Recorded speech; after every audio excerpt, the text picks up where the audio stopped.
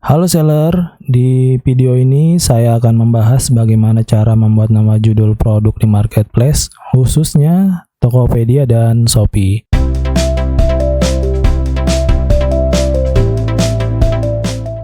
Tujuan video kali ini supaya nantinya dalam pembuatan nama judul produk itu dapat mendatangkan traffic atau kunjungan pembeli dan dapat menarik pembeli untuk segera check out. Di sini saya memakai cara gratisan alias free tanpa iklan, hanya optimasi pembuatan nama judul produk saja. Ada dua sumber traffic, yaitu pertama melalui search bar marketplace itu sendiri atau lebih dikenal dengan kolom pencarian yang ada di marketplace ya. Dan yang kedua melalui Google Search, pencarian Google. Biasanya seseorang pembeli mencari produk yang ingin dibeli kebanyakan mencari langsung ke marketplace tertuju dengan mengetik keyword atau kata kunci langsung melalui search bar marketplace itu sendiri atau kolom pencarian yang ada di marketplace. Hal ini juga berlaku jika pembeli mencari melalui Google Search. Namun, kebiasaan pembeli itu membeli atau mencari produk itu langsung mengetikkan kata kunci di kolom pencarian di marketplace ya. Untuk membuat nama judul produk sebenarnya mudah, namun masih banyak seller juga menulis tidak teratur alias acak-acakan atau bahkan tidak jelas yang hanya sekedar menembak kata kunci saja.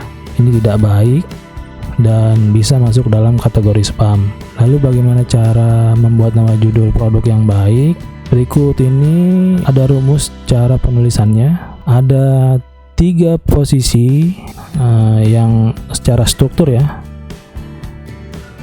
yang kalian bisa tulis nanti di judul produk. Ya, posisi pertama itu jenis atau kategori produk, lalu dilanjutkan dengan merek produk, lalu dilanjutkan dengan keterangan tambahan. Perlu diketahui dan wajib untuk posisi 1 dan posisi 2 ini mengandung kata kunci. Oleh karena itu, posisi 1 dan posisi 2 ini bisa bertukar tempat. Maksudnya apa? Maksudnya tidak selalu jenis atau kategori produk itu selalu di awal. Bisa aja merek produk itu di awal, lalu kemudian jenis atau kategori produk itu di posisi kedua, lalu kemudian keterangan tambahan. Jadi yang bisa bertukar tempat hanya posisi 1 dan posisi 2 saja. Untuk posisi 3 tetap ya, tidak bisa pindah kemana-mana. Oke, ini saya akan kasih contoh perbedaannya atau kasus yang sering dijumpai. Ada contoh 1, tapi sebelumnya untuk jenis atau kategori produk ini saya kasih tulisan warna biru. Merek produk ini saya kasih tulisan warna pink, dan untuk keterangan tambahan saya kasih tulisan warna hijau.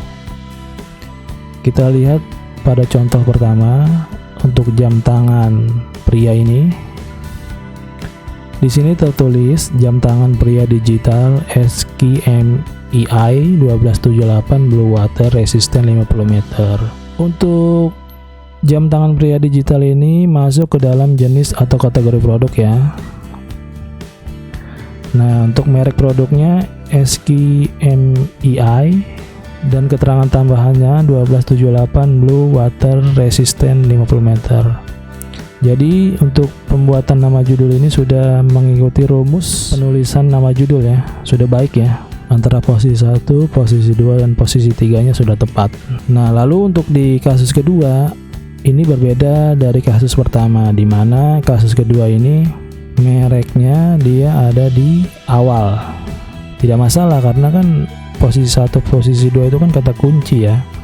Jadi posisinya bisa bertukar, bisa di posisi 1 bisa di posisi 2 ataupun posisi 2 bisa di posisi 1. Yang tidak boleh bertukar itu keterangan tambahan. Dia harus tetap di posisi 3. Di sini untuk contoh kasus nomor 2 ada DBE GM200 7.1 Virtual Surround Gaming Headphone. Nah, DBE ini mereknya ya.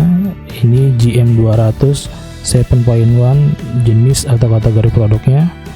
baru dia tambahkan keterangan tambahan virtual surround gaming headphone. Jadi ini juga sudah rapih, sudah terstruktur dan sudah sangat jelas ya. Jadi kita lihat di sini kan tertulis tas mini multifungsi bahan kulit untuk koin, garis miring kartu, garis miring handphone.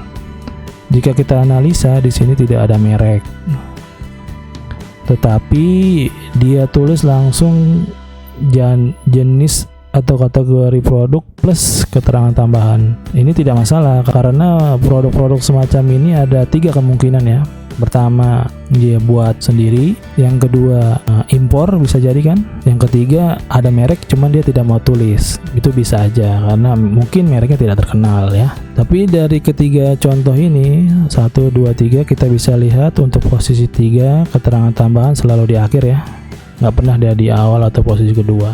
Oke, sekarang kita masuk ke dalam poin-poin penting agar nama judul produk yang dibuat itu tidak termasuk ke dalam kategori spam.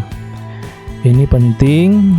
Apa saja? Yang pertama, judul produk maksimal 60 karakter, di mana 46 karakter pertama termasuk spasi itu menentukan posisi produk. Kita kesampingkan dahulu maksimal karakter yang bisa ditulis di marketplace. Seperti Tokopedia kita tahu maksimal 70 karakter dan Shopee maksimal 100 karakter, itu kita kesampingkan dulu.